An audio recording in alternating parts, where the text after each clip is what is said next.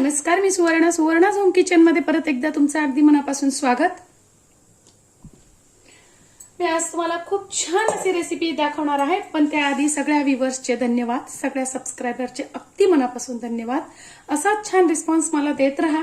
तुमच्या रिस्पॉन्सचा तुम्ही जेव्हा व्हिडिओ बघतात, जेव्हा छान छान कमेंट्स करतात, त्यावेळेस मला खूप एक छान अशी एनर्जी येते आणि उत्साही वेगळा येतो की नाही, आपली रेसिपी सगळ्यांना आवडतीये, त्यामुळे आपण ती अजून छान कशी करता येईल त्याचा मी नक्की प्रयत्न करते।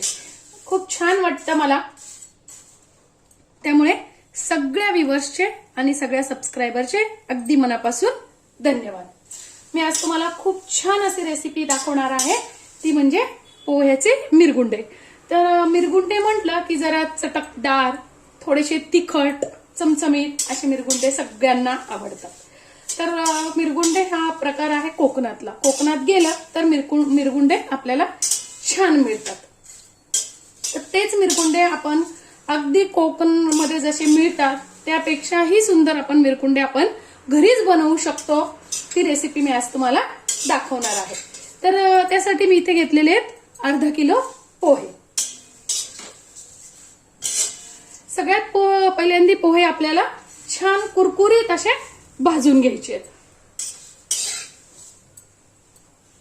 घरात नाश्त्यासाठी जे पोहे बनवतो तेच पोहे आहे, आणि पोहे तुम्ही कुठलेही घेऊ शकता, जाड बारीक कुठलेही पोहे तुम्ही इथे घेऊ शकता। आपले पोहे छान भाजून झालेले आहेत, मस्त अशा हाताने तुटले जातात, इतके खमंग आपल्याला छान पोहे आपले भाजून घ्यायचे।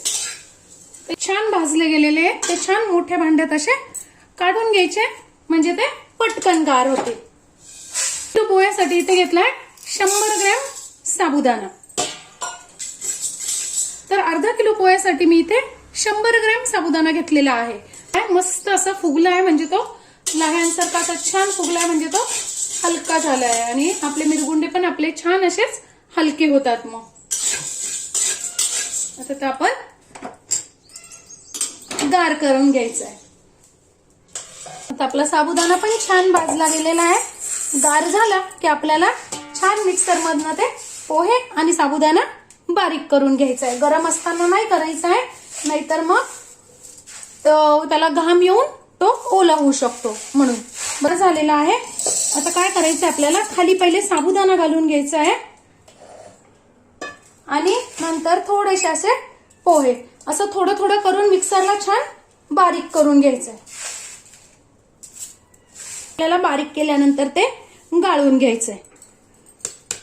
बारीक करून घेतल्यानंतर काय करायचंय, आपल्याला एका भांड्याने किती पीठ आहे हे आपल्याला मोजून घ्यायचंय।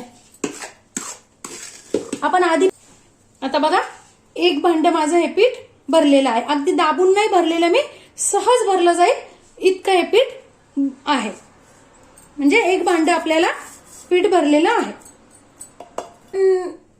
ज्या भांड्याने आपण पीठ मोजलेलं आहे त्या भांड्याने आपल्याला पाणी मोजून घ्यायचंय, म्हणूनच मी सांगितलं की त्या भांड्याने पीठ मोजून घ्या, एखाद्या कुठल्याही भांड्याने।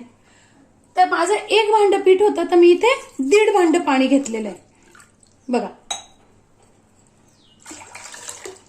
उकळून घ्यायचंय। होतंय तोपर्यंत मी तुम्हाला दाखवतेय मी अर्धा किलो पोह्यासाठी काय पदार्थ घेतलेले आहेत, काय काय 2 ते 2.25 चमचे पापडखार घेतलेला आहे। हे प्रमाण अर्धा किलो साठी आहे। 1.5 चमचा इथे मी रोजच खायचं आपलं मीठ घेतलेलं आहे। त्यानंतर 2.5 चमचे तिखट घेतलेलं आहे। तिखटाचं प्रमाण तुम्ही कमी अधिक करू शकतात। इथे हिरवी मिरची नाही वापरायची, इथे आपल्याला तिखटच वापरायचं आहे। आणि अर्धा चमचा मिरे घेतलेले आहे। मिरगुंड म्हटल्यानंतर मिरे हे हवेच, आणि मिऱ्याचा जो तिखटपणा येतो त्याला तो खूप सुंदर चव देतो। तर आपलं पाणी गरम होईपर्यंत काय करायचंय, मिरे छान कुटून घ्यायचे आहेत। एवढेचे मिरे तुमच्याकडे आपली पूड छान बारीक झालेली आहे, आणि चमच्यानी म्हटलं तर अर्धा चमचा पूड आपली तयार झालेली आहे। इथे घालून घेतेय। आता आपण घालतो इथे मीठ। मिठाचं प्रमाण वाळवणाच्या याच्यात कमीच असतं। मिरे, त्यानंतर आपलं तिखट आणि पापडखार। आता हे छान आपल्याला उकळून घ्यायचंय. छान आपलं पाणी छान उकळलंय. आता 1-2 मिनिटं छान उकळू द्यायचंय पाणी. आणि पाणी उकळल्यानंतर उकळलेलं पाणी असं गरम असतानाच ते आपल्या पिठात टाकून घ्यायचंय. सगळं पाणी टाकून घ्यायचंय आपल्याला हळूहळू करून. सगळं यात घालून घेतलेलं आहे. भांडं मोठं घ्या म्हणजे हलवायला सोपं जातं. बघा किती सुंदर कलर आलेला आहे आपल्याला. पिठाला किती छान कलर आलेला आहे.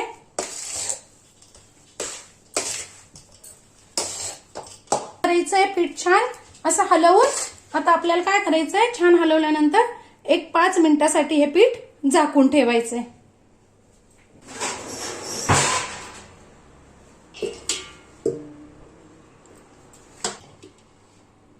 आता बघा 5 मिनिट झालेले आहे. आपल्या पिठाला छान वाफ आलेली आहे. आता थोडासा गार पाण्याचा फक्त पाण्यात हात लावायचा आहे आणि छान पीठ मळून घ्यायचंय. कारण हात लावलेला आहे छान पैकी, फक्त चिटकू नाही म्हणून मी तेलाचा हात थोडासा लावून घेतलेला आहे. बघा मस्त असं आपलं पीठ तयार झालेलं आहे. आता छान असे ते लाटून घ्यायचे आहेत. लाटून घेतलेले आहेत.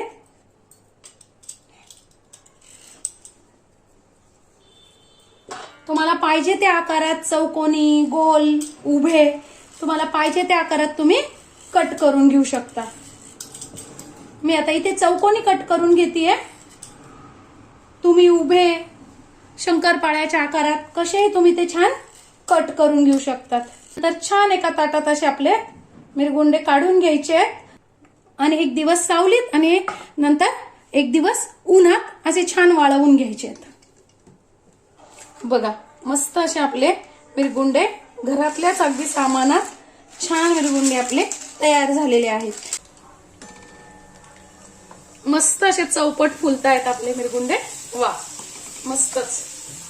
बघा